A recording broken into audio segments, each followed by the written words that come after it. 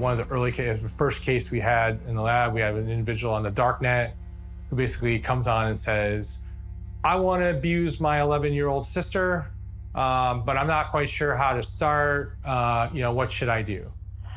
The offender's like, well, pictures, right? Send pics, put up pics.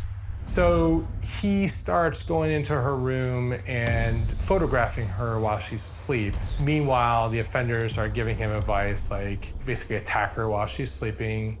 If your parents have medication that you can use to knock her out, and then you can do whatever you want. Tie her up while she's asleep, all kinds of horrific things. And it got posted, we started working on it. And one of the images that he posted, because people want to see her face, they want to see her body instead of just these close-up grainy images in a dark room.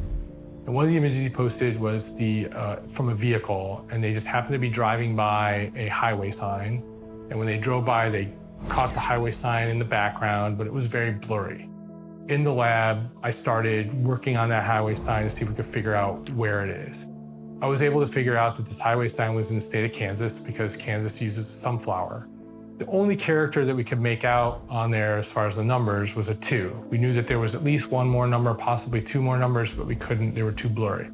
And we also had above the sign another sign that basically said east. So we know it was an east-west running highway, started with a 2 in the state of Kansas. So we deployed to Kansas and we created teams with the Kansas Bureau of Investigation. And we drove every highway in the state of Kansas that began with a 2 and ran east and west over a period of 2 days. On the second morning, mid-morning, I just happened to be with an agent from Kansas City. We were driving Highway 20, which was in a rural part of the state.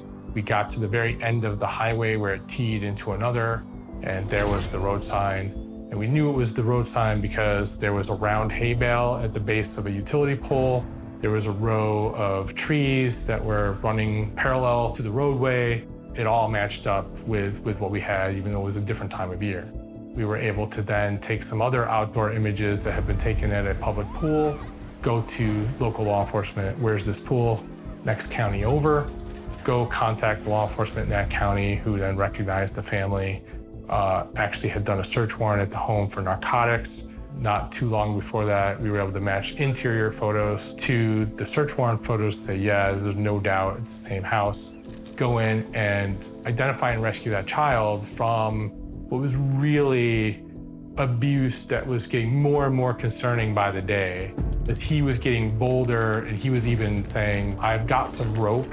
He even tried to go to the pharmacy and get the medication, but he said, there's only one pharmacy. I'm too young to get anything. They told me no, and there's nowhere else to go. And that turned out to be true because of the rural nature of the community he was in. But we were able to, from the first post to us going in and stopping this, 13 days.